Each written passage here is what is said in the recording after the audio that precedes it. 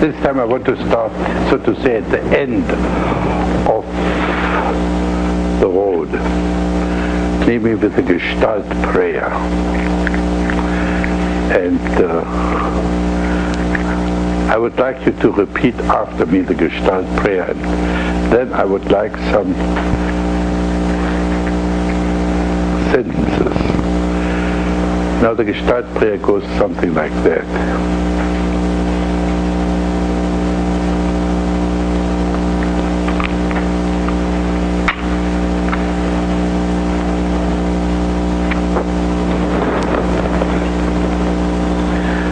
I am I, and you are you. And you are you. I'm not in this world to live up to your expectations. I'm not in this world to live up to your expectations. And you're not in this world to live up to mine. You're not in this world to live up to mine. I is I, is I, and you is you. And you is you. Amen.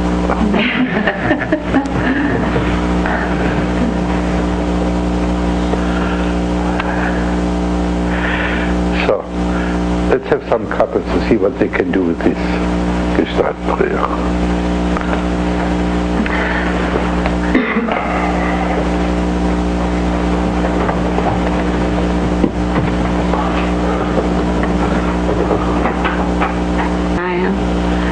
If you're worrying about where I am or what I'm doing. Yeah. Now you see what happened. I gave them a task. And immediately the whole Gestalt approach is thrown out of the window. No more talking about the present experiences. No more talking about what's really happening. Instead of really communicating on the level on which they are, they start the famous mind-fucking game, which finally will end up in the blaming game. Let's try again, but at the same time, stay with the now. Always tell the other person your reaction, your thoughts, and the simplest way is to think aloud. As a fact, I guarantee each one of you to become a writer within 6 weeks if they can sit down on the typewriter and write down exactly each word as they think it. It would go like this. Fritz told me I could become a writer in 6 weeks.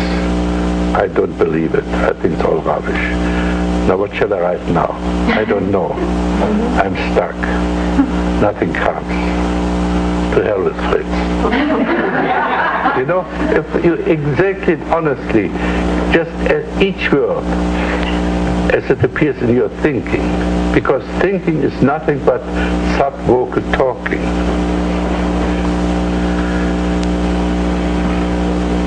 What we usually do in our so-called thinking is we rehearse, we try out, and let it go through a sensor, and then let only those sentences out as they are required to manipulate the other person. We usually produce sentences to hypnotize the other person, to persuade, to deceive, to convince. Very seldom do we speak in order to express ourselves and bring ourselves forward. The result is that all those encounters between human beings usually are sterile. Usually either mind-fucking or manipulation.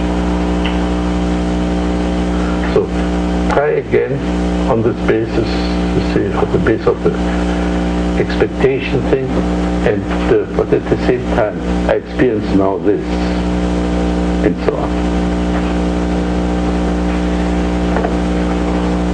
And don't rehearse, just bring out the therapy situation is the safe emergency situation. You can try out all kinds of things and realize that the world doesn't fall to pieces if you get angry or if you're honest. And then you go out into the world and you might get some more confidence to do a little bit more honest being in the world. And you see that people will appreciate honesty much more than you expect them to. Sure, many people will be offended and peeved, but those are mostly the people who are not worthwhile cultivating as friends. Another most important non-verbal expression is the mask a person is wearing. Now you notice, she is grimacing all the time, and he's always wearing the serious professor face. And every interpretation, of course, is an interference. You tell the other person what they think, what they feel. They don't let them discover themselves. A sentence which I would like you to use, those are two, let's call it gimmicks for the time being. Two gimmicks I would like you to introduce here. One is, be very honest with where you stand. Like, I'm stuck, I don't know what to say now. You embarrass me. It's very simple if you're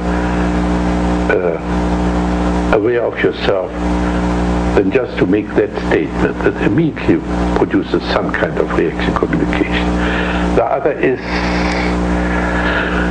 to translate the famous projection screen it into I or you. It takes all the responsibility. Okay, let's take the next couple. Who was number 2? So we are probably here in an impasse. In the impasse, you get confused, dumb, go on a merry-go-round, repeating the whole thing all over, try to get out of it, but you're stuck. And the two really seem to be stuck with their expectations. Once they have established the script, this goes on for ever and ever and ever if you don't get through the impasse. And this is, let's call it my pride. I think with Gestalt therapy, for the first time that we're capable of going through the impasse. If you don't get through the impasse, all you're interested in is to keep the status quo. Whether in therapy, whether you're in a conflict, whether in your marriage, all you achieve is retain the status quo. At best, change therapists, change marriage partners, change the nature of the inner conflicts. But the nature of this being torn apart remains. The life script remains unchanged, so the actors might replace each other. Thank you.